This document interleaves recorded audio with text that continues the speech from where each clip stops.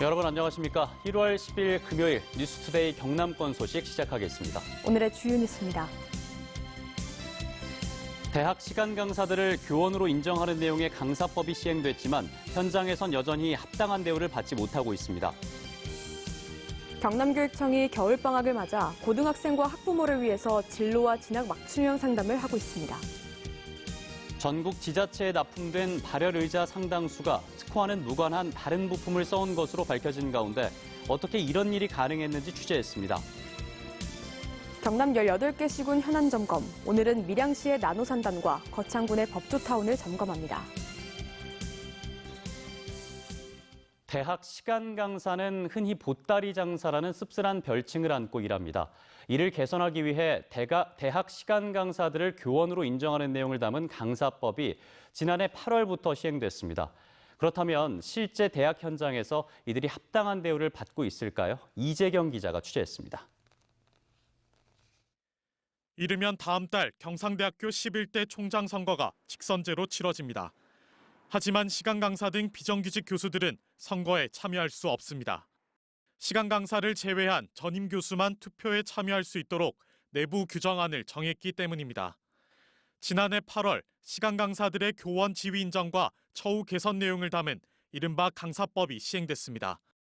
10년 전 처지를 비관한 한 대학 시간 강사가 스스로 목숨을 끊으면서 본격화된 사회적 논의의 결과물입니다. 하지만 여전히 시간 강사들은 교원으로 인정받지 못하고 있는 실정입니다. 이들은 교직원과 학생에게도 주어지는 투표권을 박탈하는 것은 기본권 침해라며 반발했습니다. 현재 강사에게 투표권이 주어진 대학은 단 한 곳도 없습니다. 교원 신분의 강사들의 권익에 커다란 침해가 있을 수가 있다. 이게 교원인지 아니면은 이전에 시간 강사인지 모르겠다라는 불만의 목소리가 나오고 있습니다. 전임 교수들로만 이뤄진 교수회에서는 선거가 임박해 규정 개정을 논의할 시간이 부족하다며 외면하고 있습니다. 강사분들이 투표에 참여하는 부분에 대해서 이게 시기가 너무 급박해 있고 투표권자 수를 확대하는 부분에 대해서 여러 가지 우려나 이런 부분도 일단 제기가 되었고요. 한편 경상대는 구성원들의 투표 반영 비율을 놓고도 내부 갈등이 이어지고 있어 예정대로 다음 달 총장 선거를 치를 수 있을지 미지수입니다. MBC 뉴스 이재경입니다. 네, 학생들 요즘 겨울방학이죠. 진로와 진학에 고민이 많은 고등학생들에게 이 시간은 정말 중요합니다.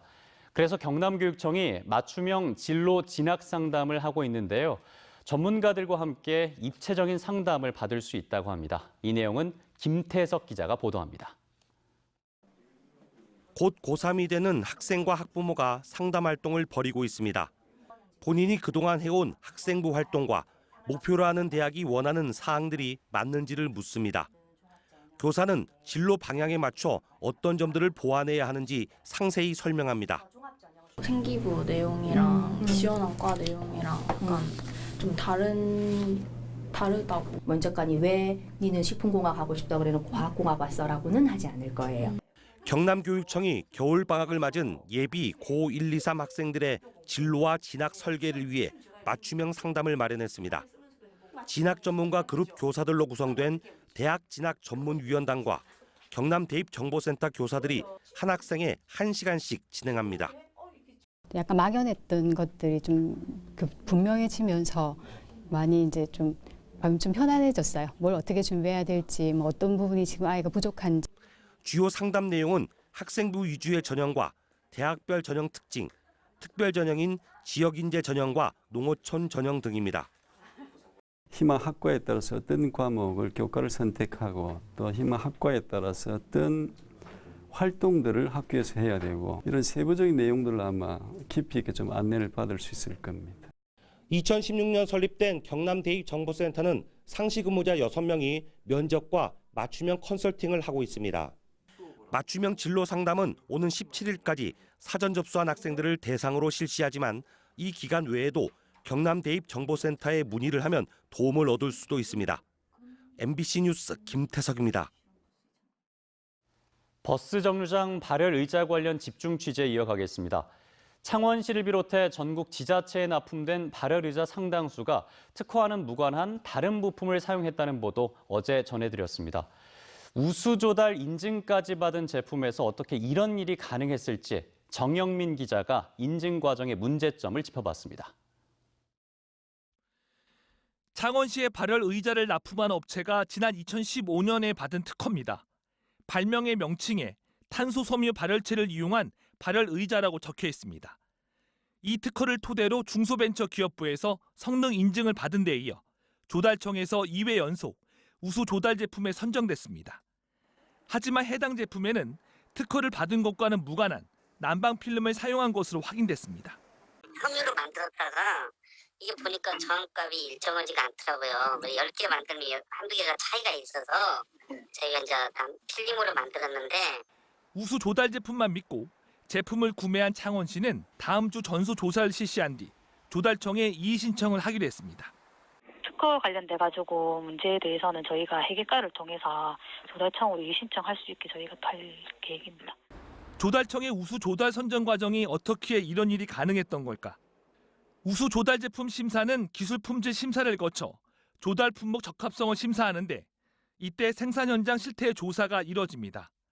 하지만 조달청은 특허 내용대로 제품을 생산하는지는 확인하지 않았습니다. 인력이라든지 이런 게 있느냐 하는 직접 생산 설비를 갖췄느냐 인력이 있느냐를 보는 것이지. 또 심사 과정의 제품의 핵심 내용인 제품 규격수조차 확인하지 않은 것으로 드러났습니다. 결국에는 10분 발표하고 10분 질의응답을 통해서 심사가 나오다 보니 이 규격수라는 걸 사실은 볼 시간이 없어요. 우수 조달 제품으로 지정되면 정부와 공공기관에 우선적으로 납품할 수 있기 때문에 혜택이 큽니다. 심사부터 꼼꼼하고 공정하게 하지 않으면 특혜 의혹을 낳고 결국 다른 중소기업의 성장을 막는 걸림돌이 될 수 있습니다. MBC 뉴스 정영민입니다.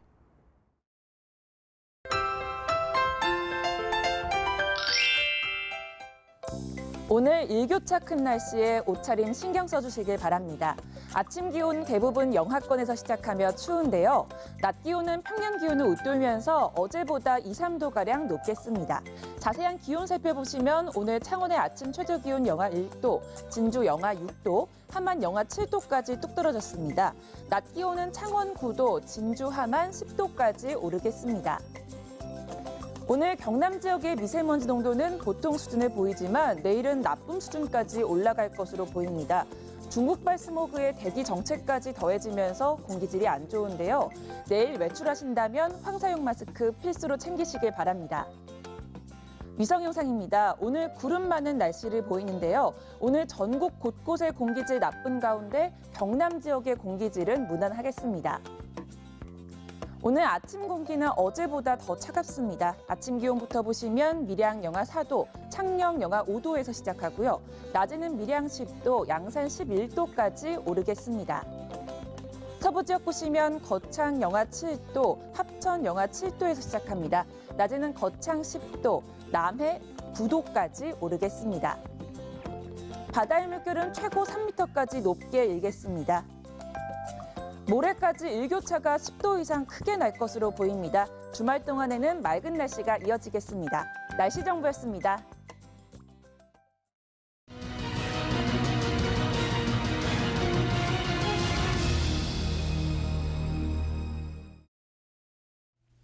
경남의 새로운 성장 동력이 될 나노융합 국가산업단지가 지난해 착공식을 갖고 한창 공사가 진행 중입니다. 밀양시는 나노산단 성공의 열쇠인 기업 유치에 행정력을 집중하고 있습니다. 문철진 기자입니다.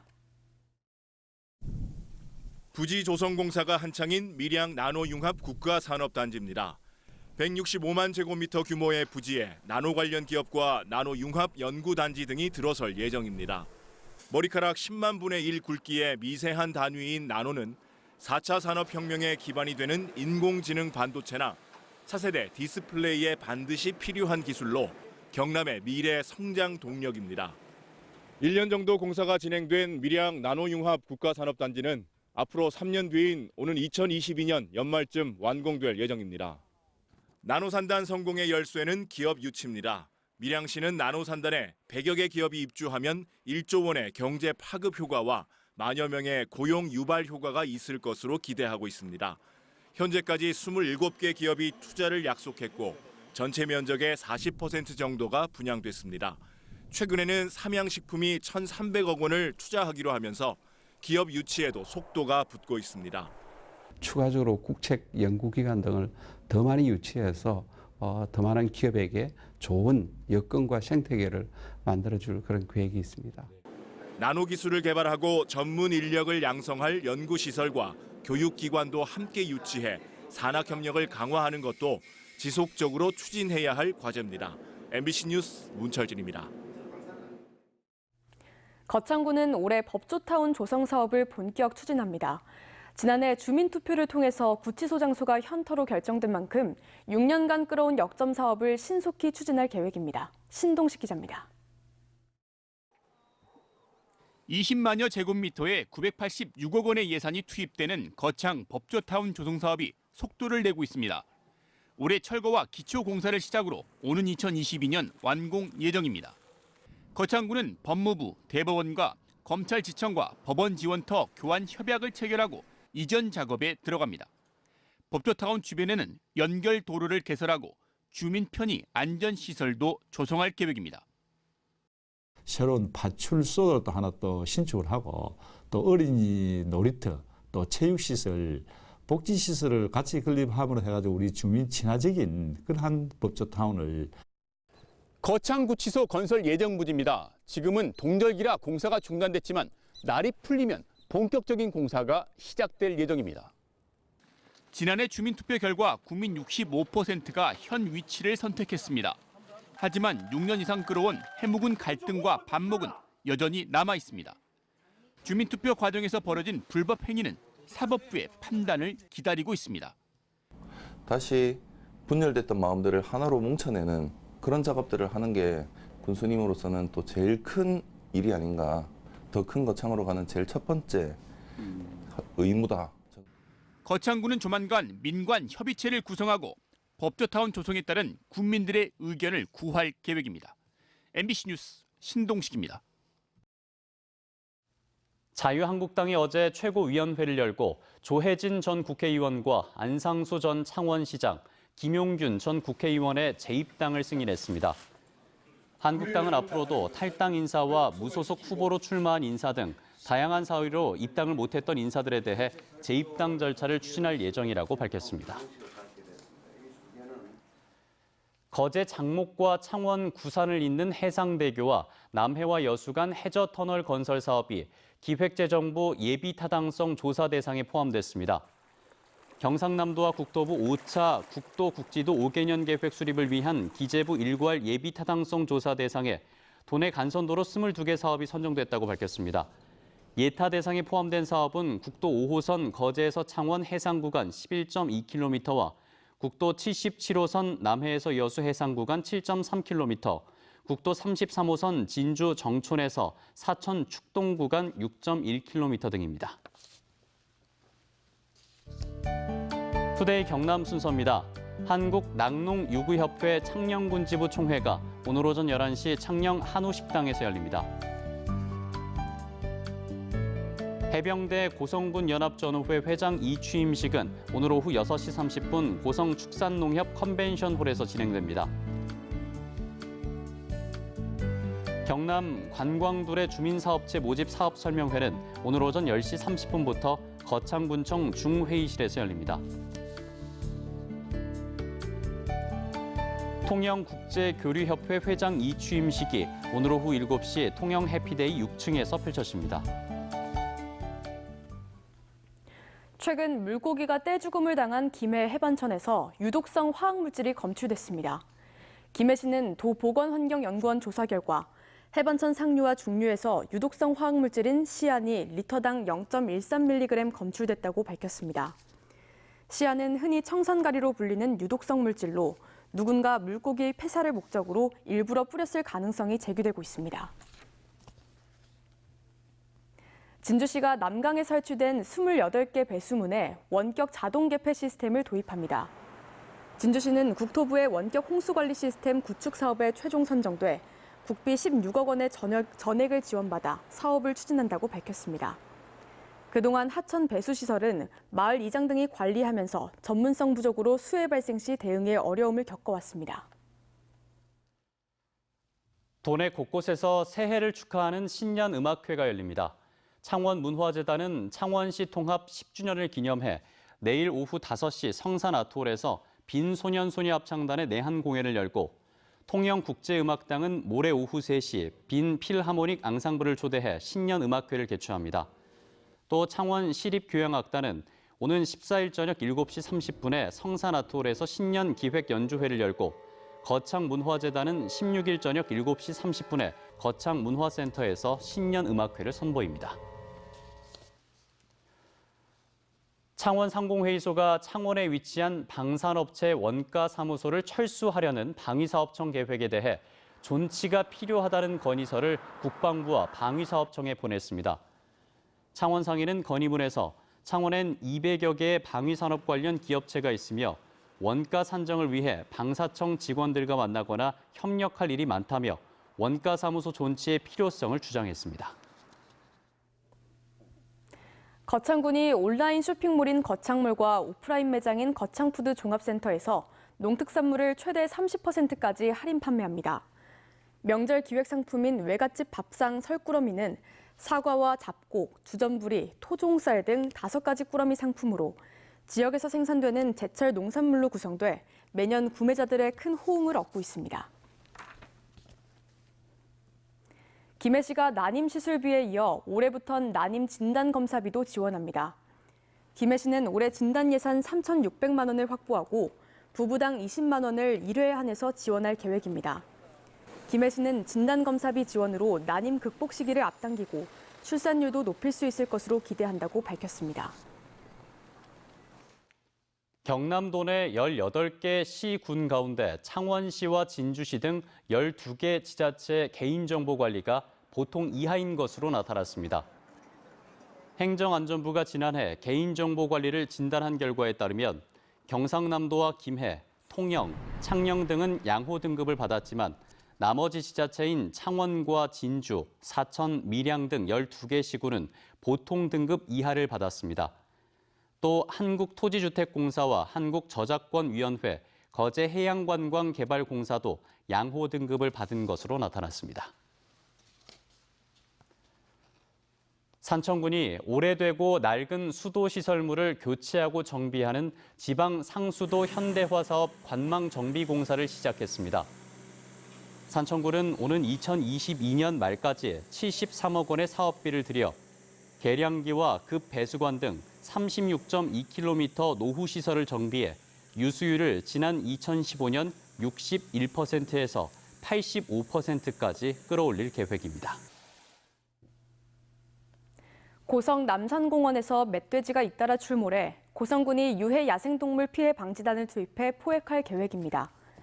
이에 따라 오늘 오후 2시부터 모레 새벽 6시까지 남산공원 출입을 전면 통제한 가운데 총포를 사용한 포획을 진행합니다. 지금까지 경남권 소식이었습니다. 함께해 주신 여러분 고맙습니다.